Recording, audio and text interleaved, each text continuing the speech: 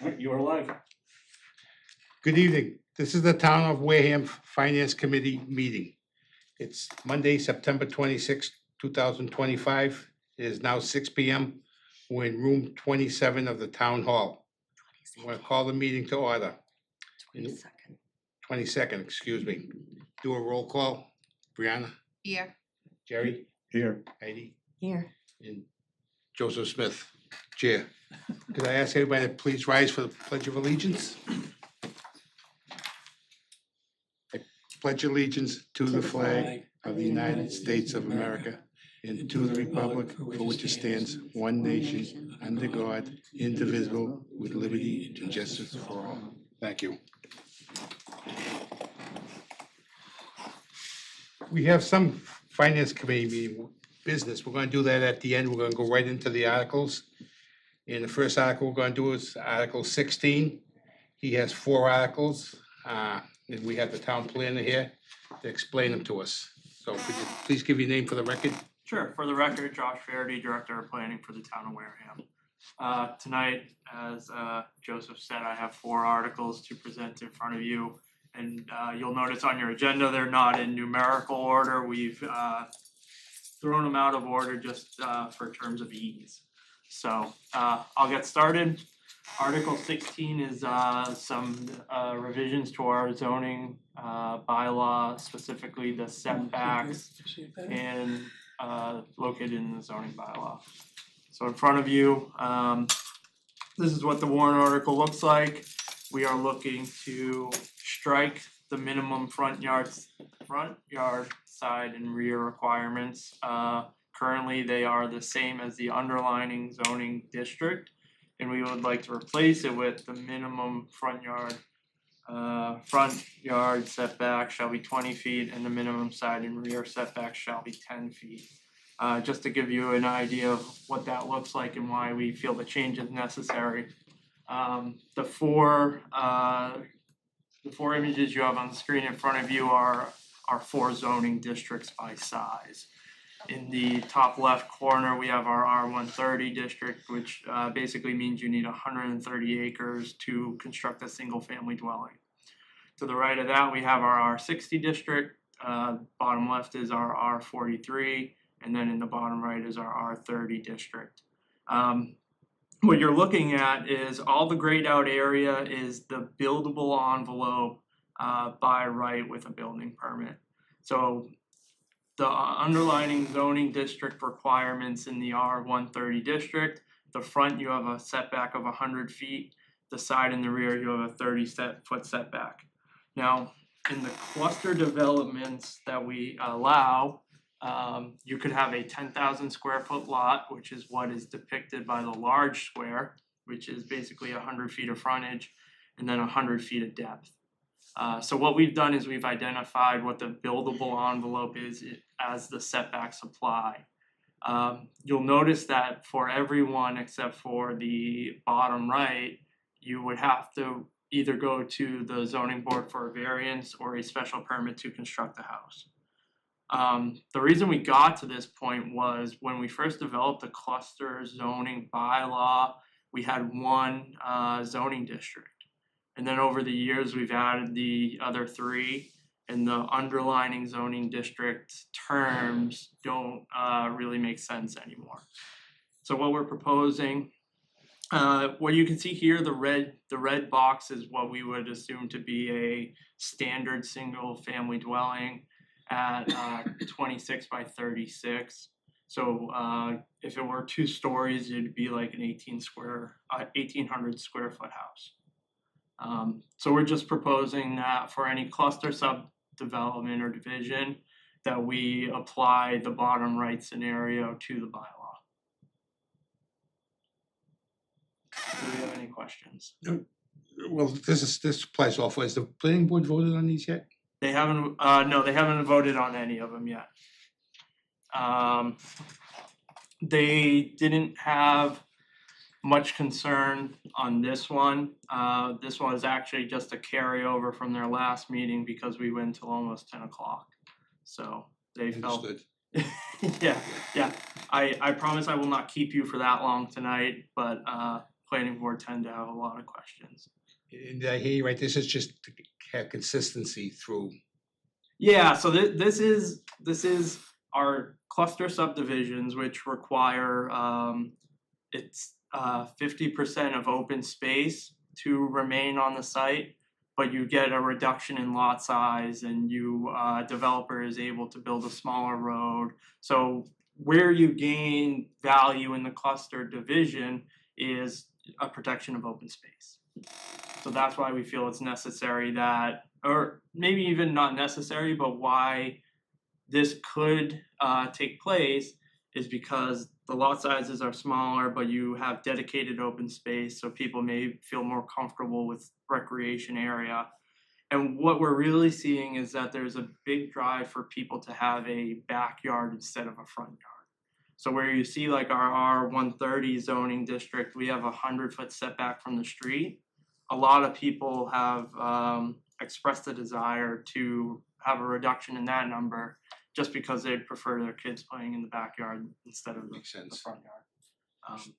So Josh, explain setback as opposed to frontage.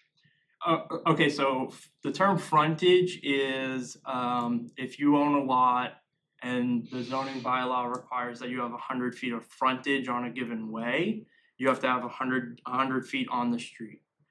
The front setback, which we're proposing to change, is the distance from the house to the street. And then you need 100-foot on frontage on the road for driveway and exact. It might not be 100 feet. Again, that's determined by the actual zoning district that it's located in, and that won't change either. So you're talking about the distance from the road to the house, the to the structure. front of the house, correct. On the front, okay. On the And then front. the sides, talk about the three sides or. Okay, so the side setback in the top left corner is 30 feet, so you have to come in 30 feet. In the bottom right corner, which is the one that we're proposing, it's 10 feet. So the side setback, while you can't build within it by right, you could always go to the zoning board of appeals for a special permit or a variance. Looking at the top left corner, so we've identified the buildable envelope. Basically, if you were to construct anything outside of that buildable envelope, you would have to go in front of the zoning board of appeals for a variance or a special permit. And those distances are from other property lines, and when you're saying the 30. Yeah, it's your own property line. It's your property lines. Okay, so from the structure, you have to have property this far from your structure. Correct. Okay. Yeah, so even in the smallest zoning district, and I know these numbers are a little tough for you to read, but for this property down here, as we identified it, this house still has about 30 feet between it and the property line. And then assuming that the cluster subdivision is going to be built by the same developer, it's likely that they would try to center the house. So in any one of these given scenarios, you may have 60 feet between the two houses. Are all the residential zoning laws 100 feet of frontage? No, that depends on which zoning district they're in. And if, I can look that information up. No, but, it's okay. Any other questions? Okay, next. Okay. These aren't going in order, remember, this is gonna be Article 15.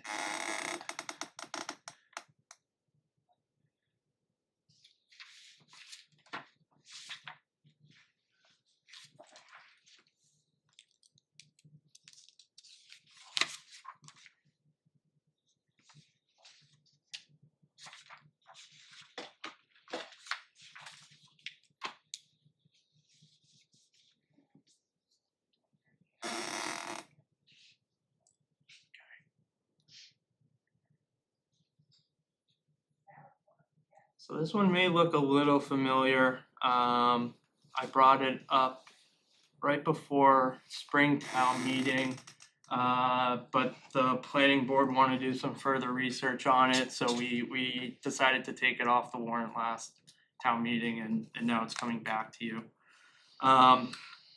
So Article 15 of our bylaw is the land use permitting requirements. This is what we would consider our special permit, our site plan review.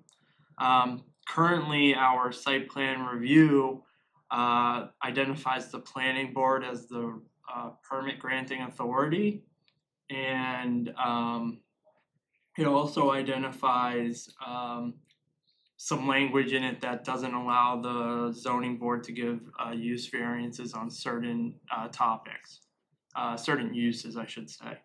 So what we're proposing at town meeting, we would like to add a section 5 to what is 1520. And what we're looking to add is under the powers of the zoning board, they would have the ability to hear and decide as the site plan review authority applications for site plan review as provided within Article 3, this article, and anywhere else in the bylaw. And I'll explain what that means in just a minute. And then further under site plan review, specifically 1552, we're proposing to strike the language, the planning review authority shall be the Wareham Planning Board, except as provided in article and elsewhere in the bylaw.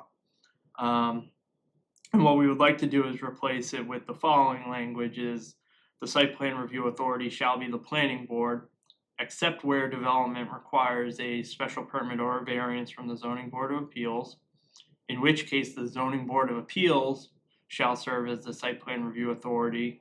And then notwithstanding or foregoing applications that are regulated under Article 5, Section 590 and 597, which I'll explain what those are in a second as well. And applications located within our WV1R district shall remain under the jurisdiction of the planning board. So a lot of confusing language there, but I got a pretty good graphic here to explain really what it means. Okay, so currently, and it looks like I'm missing a bubble here. There should be a bubble here that says site plan review. Site plan review would currently go to the planning board. And then the question of if it requires a special permit or a variance, if the answer is no, they continue site plan review with the planning board, and then they can go for site plan approval through the planning board. If the permit requires a special permit or a variance, which again could be you're locating something within the side or rear setback, you're trying to locate it within a zoning district that it isn't allowed in, you may need a variance for some of those activities.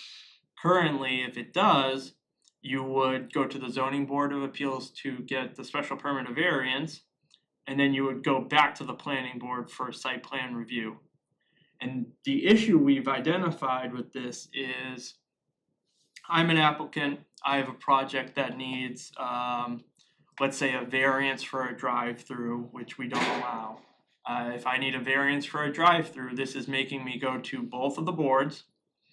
And if, for example, the zoning board says, no, we're not going to grant a variance, then I'm forced to continue with the planning board for site plan review, which is just, it's added time, it's added cost.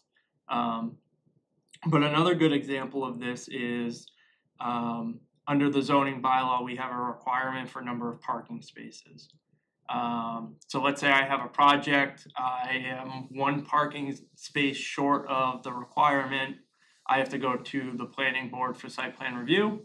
I have to go to the zoning board of appeals for a variance for one parking space. Now, the zoning board of appeals says, we're not going to grant you a variance because we think if you rotate the angle of the building, you can get another parking space in there. So we're not going to do it unless we want you to rotate the building. So I take those plans, I no longer need my variance, but I go back to the planning board and the planning board says, we're not really a fan of how you rotated your building and we're not going to approve the special permit for your project. Go back to the zoning board and get your parking space. So we just feel like there is this continual swirling that could happen to an applicant if the two boards can't meet on a similar application. So a few points I'd like to make about this. our planning board and our zoning board both have an outside contractor of Allen and Majors through they're out of Lakeville. They're an independent contractor that reviews all our applications. Allen and Majors reviews our applications to see that they fit with the zoning bylaw, and they review the applications highly for stormwater accuracy. But in their review, they submit a letter saying, hey, these are the deficiencies we found, or these are suggestions that we would make. So both of these boards are getting some type of outside opinion from the same person. So it's likely that many of these applications would probably end in the same place, whether they're heard by the planning board or the zoning board. So what we're proposing now, which is very similar to what it was, I would say in the early 2020s, site plan review. We ask if the project needs a special permit or a variance. If yes, we have another question of, is it located in the Wareham Village 1 redevelopment district? Or is it a project that is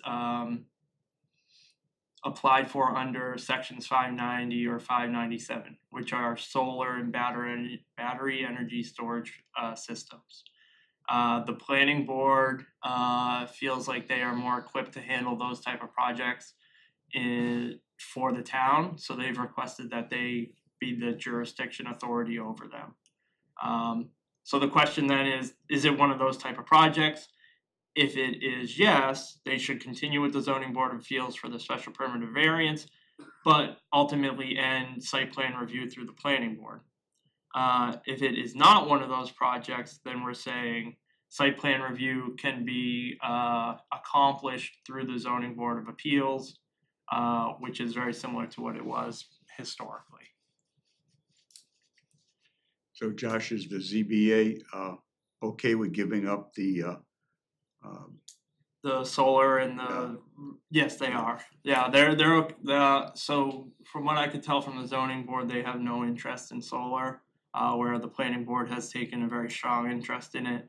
And at this point in time, the planning board has seen I don't know, maybe 10 more solar cases than the zoning board.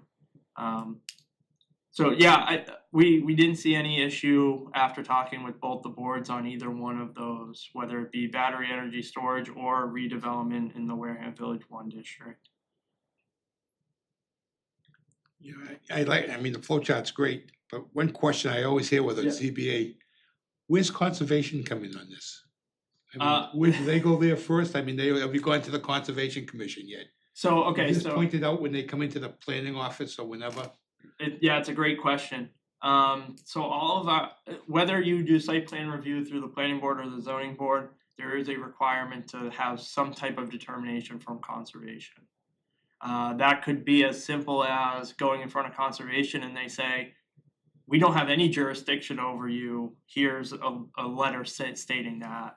So that happens before all this starts. We've seen it happen in tandem, like they apply to the planning board and the conservation commission at the same time, but the zoning board and the planning board have no ability to approve a project without having that. Right. Without that determination. So, and I think we're starting to make that more clear to applicants that you need some type of conservation approval. Yeah, it seems like it's a little confusing, not earth-shattering, but it seems like sometimes, it's questionable. Yeah, and what we've seen in these type of projects is the planning or zoning board tend to take more time than conservation. So even if you get into your first hearing with the planning board and you go, oh man, we don't have that approval yet, you can usually get to conservation and get back to the planning board before they even issue the permit anyway. So it doesn't really add any time factor to it, but it's a good point. Anybody else, any questions? I got one more slide. This one's a lot easier. Oh, sorry, I got two more slides. Okay, so then we want to strike under the powers in which land or structure is located, but only for those uses included in Article 3 of the bylaw. And so this is specifically to use variances. And basically what it says is the ZBA cannot issue a use variance for something that is not identified in our use table. Now, our use table doesn't have every use you could ever think of in the world. It's impossible to do it. And this language didn't exist, I'll say 3 years ago, so it was never an issue. Now we're seeing that without the ability for the zoning boards to approve a use that isn't identified in the use table, they've created this scenario where they try to Russian doll it into some other type of use. Like where they say, and I'll use this as an example, contractor bays are a type of storage. We have storage in the use table, so we'll grant you a use variance for storage, understanding that we know you're going to be running a contractor bay off of the property. So what we're proposing is the ZBA can approve use variances for such a use that is in the same general characteristic and compatible with the use permitted in Article 3 for that district. So it broadens up some of the uses that we've allowed. And just to give you an idea, this is what the current use table looks like. I've taken out a few things, but this is basically where we identify, is it allowed in that district and what type of permitting may you need to get it. N means it's not allowed, Y means it's allowed, and then anywhere you see an SPZ is a special permit through the zoning board, and wherever you see an SPP, which there's a few of them in the lower center there, is you need a special permit through the planning board. So this is merely just an example of the use table. One quick question. Yep. I don't want to get into a long conversation No. now.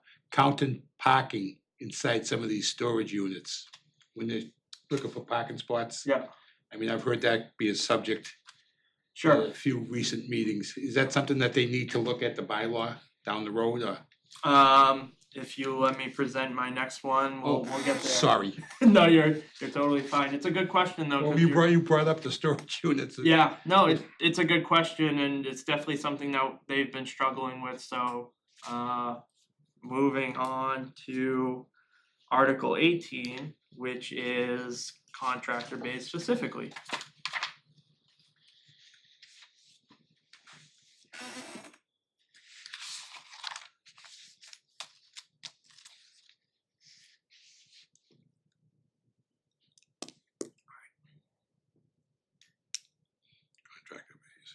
Contractor bays, okay. So contractor bays have become sorry, I'm just trying to figure out my slides here. Okay, so contractor bays have become a use that we're seeing more commonly in town, and we're definitely seeing them more commonly in other towns as well. If you go up Route 28 north into Middleborough, there's definitely been a few of them that have been established. So what we're looking to do is add some regulations into Article 3, the use regulation table, Article 9, the parking table, and Article 16, our definitions, to address the increase in contractor bays that we've seen applied for. So here are some definitions that we wanted to add to Article 16. If you were to read through it, you'll notice a few key things to pull out of it. We've identified trade contractors such as plumbing, electrical, HVAC, landscaping, things like that. What you'll notice is that we haven't identified mechanics, which we're seeing are people who tend to rent these spaces. But when you do the research into it, you realize that a lot of these buildings were never meant or constructed to see mechanical type work.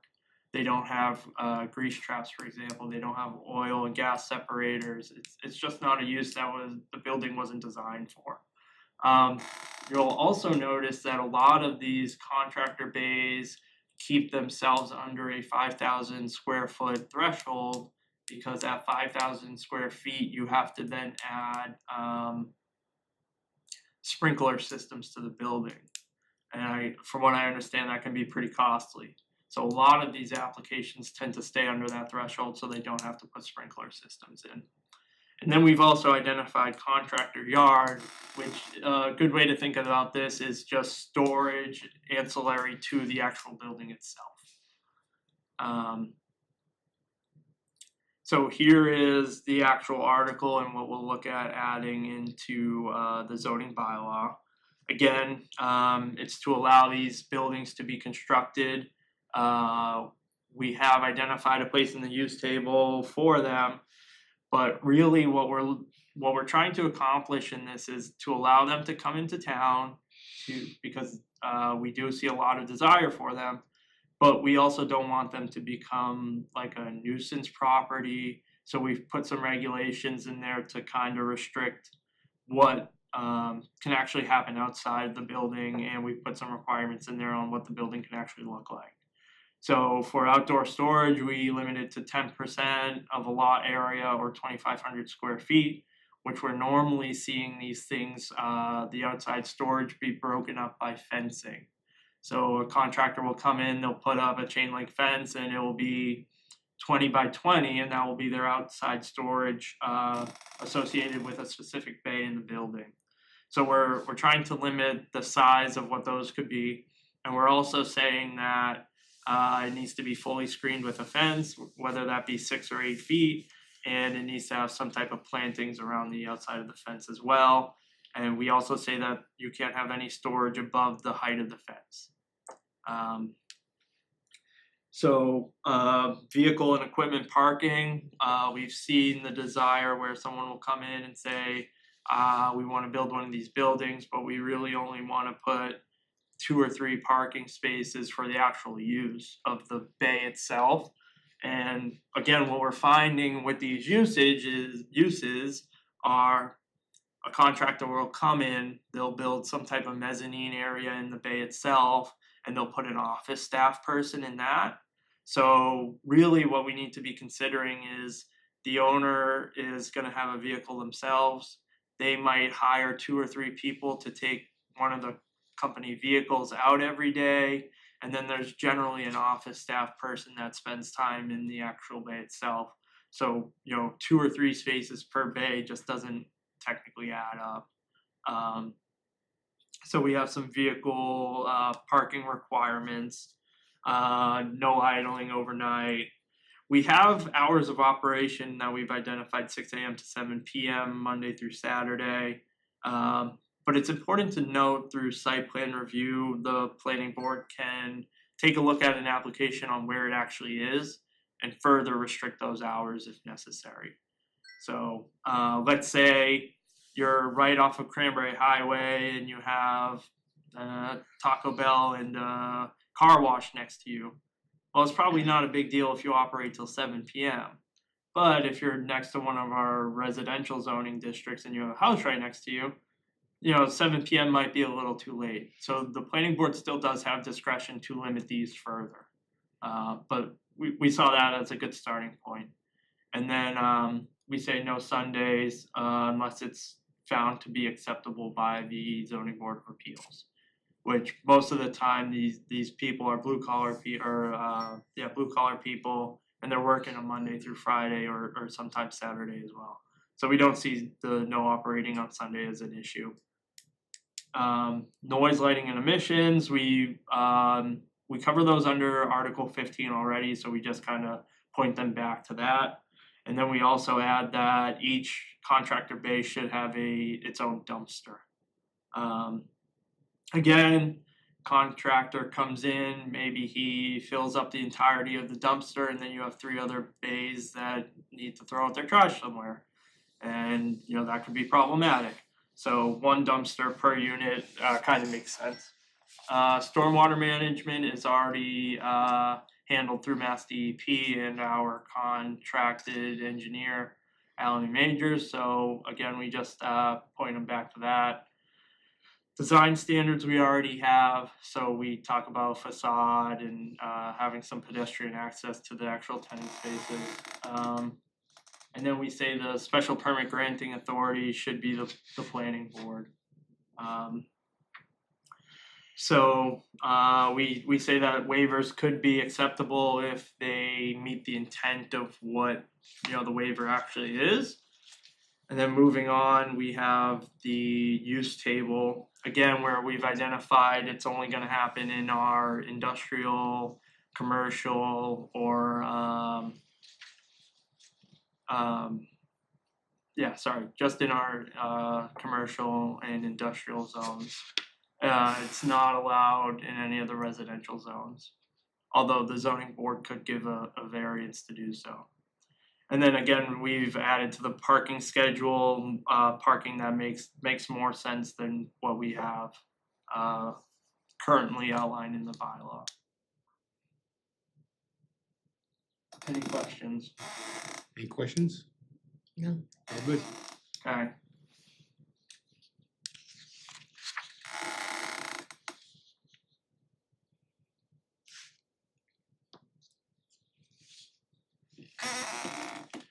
We saved the best for last. Yeah, I don't know if I'm calling it the best. It's definitely there. Okay.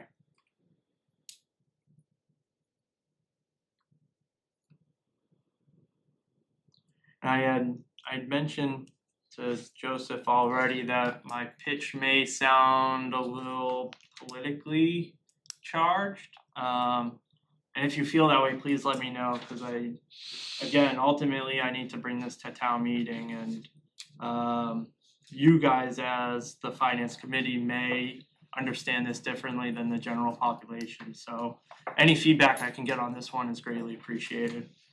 Okay, so the multifamily housing is really driven by the MBTA zoning law, which was established a few years ago.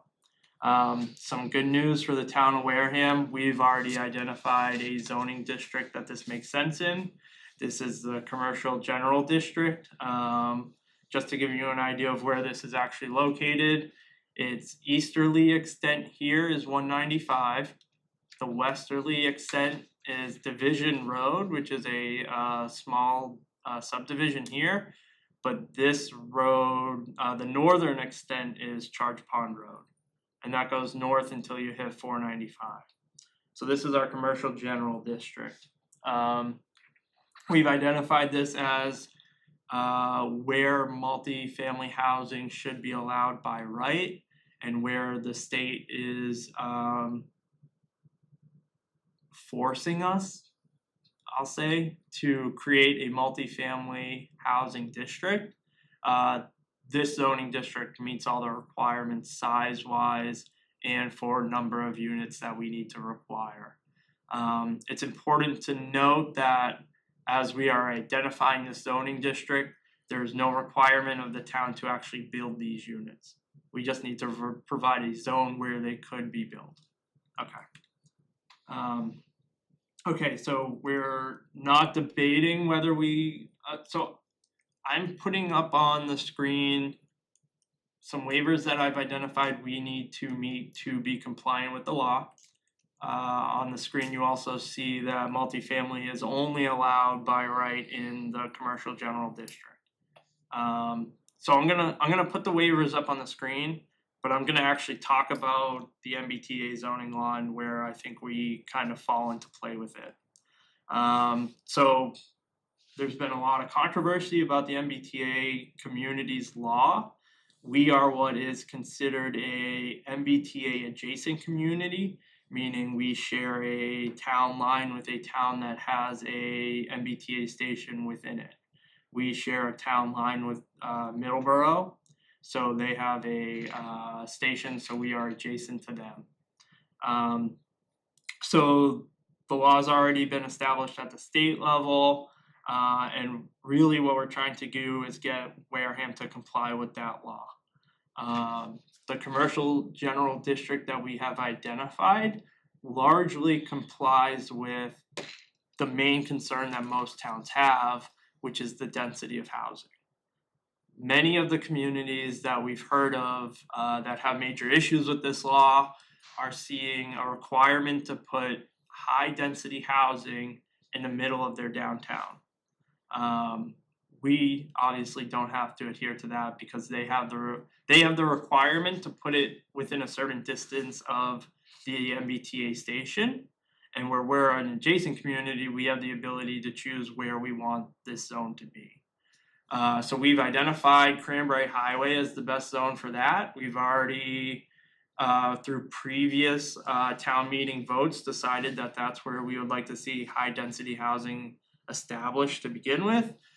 So now we're just trying to clarify some parts in the zoning bylaw to make it a by right activity, which is a requirement of the state. So we've identified that area for that style of growth. We've technically already allowed multifamily buildings in this area as long as they had a commercial component on the first floor. The state sees that as too big of a restriction, so we need to remove the commercial component on the first floor and just allow multifamily residents to take up the entirety of the building. So the state law requires that we have a density of 15 units per acre. Currently in Wareham, you could build 39 units per acre. So we meet the density requirement by leaps and bounds, actually. One of our hurdles is that if we were to allow, let's say, one of these mixed unit residences, you need to have at least 5 acre minimum on the lot, which the state sees as a boundary to what they're trying to drive forward. So we have to provide a waiver for that action.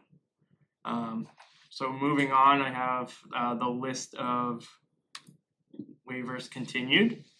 But what I want to talk about is if Wareham does not establish these waivers, will be declared in non-compliance. We've been given an extension till June of 26 to become in compliance.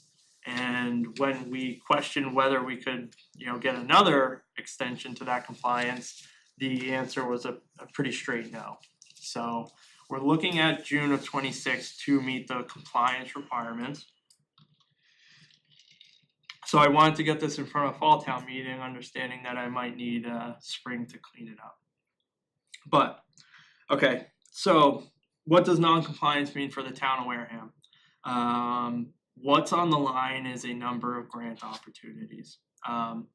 MassWorks, One Stop for Community Growth, the One Stop grants the town has utilized for sewer projects, water projects, road repair projects. There's the Housing Choice Initiative funds, which have supported planning and economic development. We use these funds for an assessment of the other end of Cranberry Highway leading into Bourne. We've used it to do bylaw review and revision. So we've seen quite a bit of grant funding from that. And then resiliency and climate adaptation programs, which are crucially vital to Wareham with us having 54 miles of coastline, especially where we see flooding issues to increase over the next 20 or 30 years. So I'm sure you've heard of other towns that have been fighting the state on their compliance. Middleborough is one of them. They've actually just come to an agreement with the state that saw them becoming compliant. But there are other communities that have taken the stance of we're not going to do it and we don't really care how many funds you withhold from us. That's great for those communities. I don't think that's a good program, or I don't think that's a good stance that Wareham should take, as we rely on a lot of these grant opportunities. And additionally, we're really, when you look at some of the waivers that we are requesting, we're really not that far off from being compliant. So I'd really hate to see the town have to subsidize some of these grant opportunities through taxpayer funding.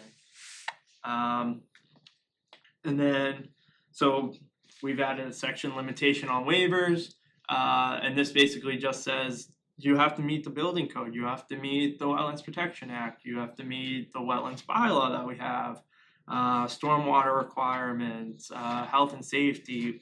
You still have to meet all those requirements. It's just not a waiver to give developers a go-ahead. So by adopting the article, what Wareham is really saying is we're gonna follow the law, but we wanna do it on our own terms. We're keeping the density reasonable considering we've already allowed it. And we have something that we already accept in the density itself. So if we don't accept the article, compliance will eventually be forced upon us. It's gonna be through either the Attorney General coming down and saying, you're not in compliance and we're gonna come up with a reason to get you into compliance. Or it's gonna be through a developer suing the town and saying, you should have been in compliance and you're not. So where we see a fear in a developer coming in and trying to litigate through the process is that they could come in and essentially do it in any one of our zoning districts.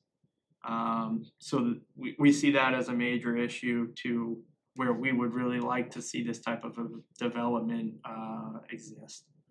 So what I'm trying to get at is this is a chance for us to design and zone where our MBTA community is compliant. It allows us to protect our grant opportunities.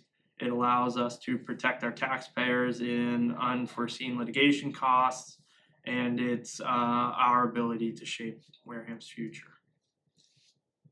Questions? So I know this could change from year to year. About how much grant money are you looking at? I mean, we're letting the money side of this thing here. So I look back at some grants that we have accumulated probably over the last decade, and I could see this. So if we hadn't got the grants that we have got over the last decade, it'd probably be somewhere in the ballpark of $1.5 million. What's coming up for future grant opportunities, and I could arguably say what's coming up for grant opportunities within the next 24 months is probably $2.5 million. It's something that we may not be eligible to obtain. So let's, I hate to play what ifs, Mm-hmm. but Bourne's pushing for the train to go down to Bourne. So that would make our train station now active? Not necessarily. Not necessarily. So Then we'd have to build in the center?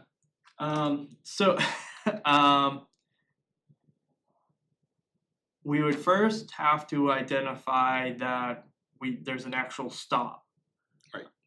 If the proposal was you come right down from the Middleborough line, you fly through Wareham and you stop in Bourne, then we're still an adjacent community.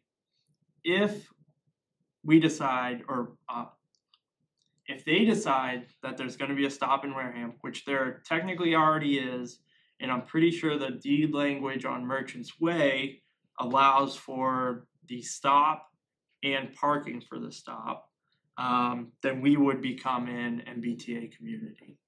And we would probably have to allow for increased density in downtown Wareham. Looking at this map though, this is downtown Wareham here. You can kind of see the train line running through it. So most of the district that we have identified may be within the correct distance to the station.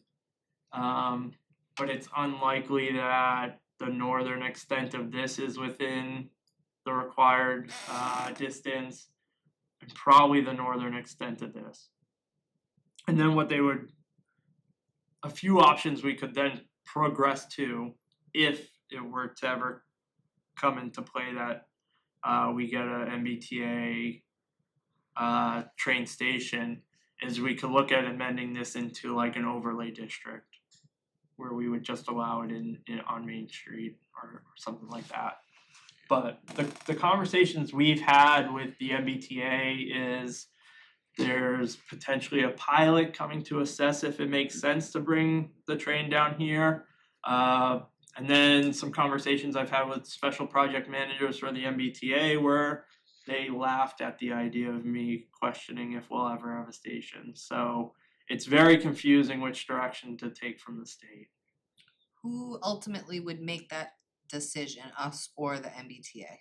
If there was a stop here, I think it would be the MBTA. Be the state. Yeah. I I'd just, bet on Yeah. that. yeah, No, I think it would be the state. I think they already have the right to maintain a stop. Bourne wants the train. I mean, I could see this happening. I could see it happening.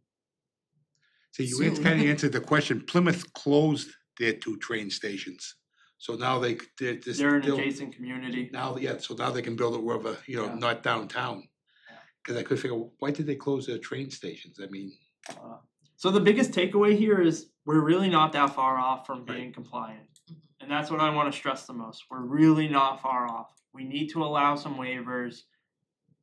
But ultimately, if we say no, they're probably gonna get allowed anyway, and we're gonna have to go through the hassle of what grants have we missed out on by not being compliant. So what is your concern as far as this being politicized? As soon as anyone hears MBTA communities, I feel like they want to throw up in their mouth. So to put an example, there's 177 MBTA communities, whether they be MBTA community or MBTA adjacent community. It's safe to say probably 30 or 40% of them are fighting this on some type of level. Whether they're pushing their compliance to the last day that they can, or they're just straight up saying we don't want to do it. So it's been highly politicized already, and I have the sense that people are gonna see MBTA community and already think it's a terrible proposal that's coming forward at town meeting. And that's why I think it's important, again, to reiterate, we're like almost there. see, I thought all this time we were there. Well, And yeah, we explain- were in close, we were interim that close. compliance. Interim compliance. So the state basically said like, hey, we see that you're trying to make an effort to get to compliance. So we'll give you interim compliance so you can keep receiving these grants. Well, now they've said, hey, you haven't pushed it hard enough. Your interim compliance is approved till June of 26. So basically, town meeting, even if they vote no against this, it's still gonna be accepted or pushed through by the MBTA. What we're actually voting on is the Okay, so variances. I wouldn't say that it's gonna automatically be as of right through the MBTA. What the fear is the zoning bylaws have to be approved by the AG. So the AG could take a stance on us in some way or another. The AG actually has the power to, I would say, litigate against us, saying that we're not in compliance with the state law and that we need to make like a due effort to do so. Or the bigger one probably is that a developer comes in and says, you're not in compliance. You know, my project should be compliant with the MBTA zoning law. Wareham is not in compliance, and we're gonna fight to put in whatever our development is wherever we currently own our property, which may not be in the commercial general district.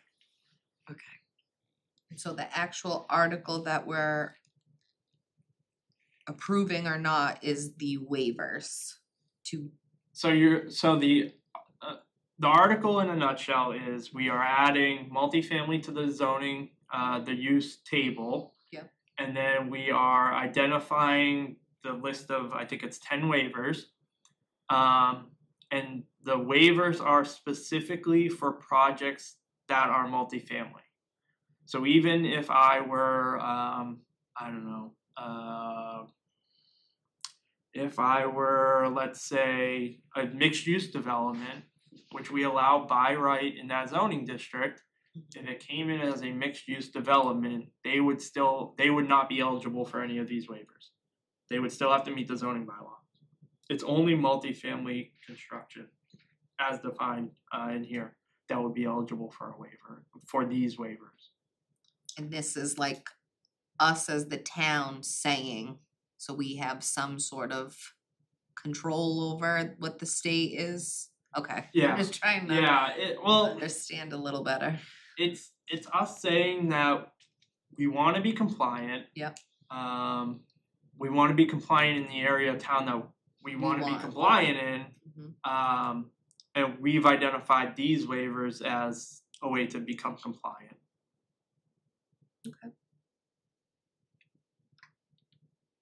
Thank you. Alright, It was painless. painless, a little longer than I expected, I'm sorry about that, but Alright. I will try to wrap everything up and be on my way. Thank you very much. Thank you. Thank you. It's John Josh. No. No, right now I have next week's agenda all done. It's gonna be a little bit longer. It's gonna look longer. A lot of them are just Derek's articles, that there is nothing there. Mhm. But the third meeting, we're bringing CPC I'm running. and we'll vote on everything that night. Then we'll be all done. Sounds good to me. We should be.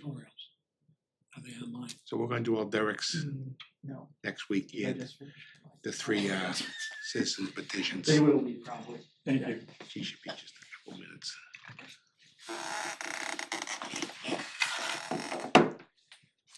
Next to Josh, I'll be real quick. That's what I just told them. She told me 15 seconds. Good evening, everybody. I'm Jackie Nichols, Director of Assessing. I'm here because I have a warrant article on the fall town meeting. It's number 7. And it's basically to to get the town's approval for a solar pilot. So we haven't written a solar pilot in a while, so you've probably heard my spiel before. But in this particular case, we're writing one as part of an ATB settlement of a couple solar cases. There's 2 projects involved, and there's 7 years of litigation involved in each one. So this is part of the settlement.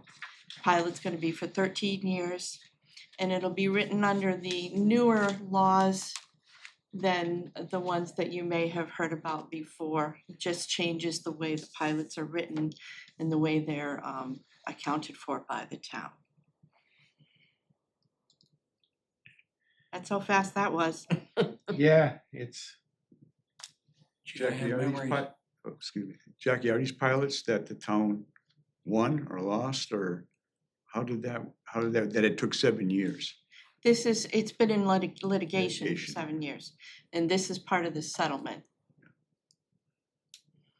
So they've been idle for 7 years, is that? Oh, no. I'm sorry, my apologies. These projects have been up and running and paying taxes for 7 years. did you have something, Brittany? He No, was just having nightmares from 2019. In our past Before, encounters. and Yeah. I mean, it's a necessity. I mean, it's to the point, 8 questions. You were correct. Thank you. Sorry to keep you so long. no, but- that's okay. I always love to hear Josh's presentations and, you know, how he's forward thinking for the town. Yeah. Gotta love it. Thank you. Thank you. Thank you. If anybody has any questions about anything, always, you know, give me a call, stop by. Thanks. So everybody got the minutes from July 15th. Pretty good. I did those. Anybody, any corrections, any changes? I'll take a motion to accept them. Motion made. Second, Second. all in favor? Aye. Aye. Any noes, abstains? All right, the liaison committees, we can put that up. I have to be somewhere. I know I have to leave. In the calendar events, the one that I highlighted on there, the school meeting, Mm-hmm. that's confirmed. They voted on it last week. Okay. So that's gonna be, it's interesting, you know, you don't have to stay for the whole thing. I mean, Jerry's been there for a number of them. next week. Yeah. Next Monday night. The next two meetings will be here. This No, I'm week? sorry, No, yeah. across the parking lot, 520. And, you know, that should, I'm hoping, should wrap it up. I'm gonna do the CPCs, the last is 5 of them. And we'll vote on everything the same night. And then Sounds good to me. we'll do the liaison things maybe that night. I don't want to keep you all here any longer than we have to. Anybody got any questions, any problems, anything they want to bring up? Will, when we're over at the multi-service, that's when it's on Zoom? Yep. All right, This, I'm not sure if this could have been on Zoom tonight or not. I mean, I didn't think we were gonna be on TV, yeah. so I was a little surprised that Oh, gentleman yeah. was here to do it. I was totally surprised. Yeah, I mean, it sounds like we're televised. Yeah. All of them now. Yeah, we were taken off the TV schedule. So I'll take a motion to adjourn. Second. Oh, motion to adjourn. All in favor? We're all done. You jumped that one.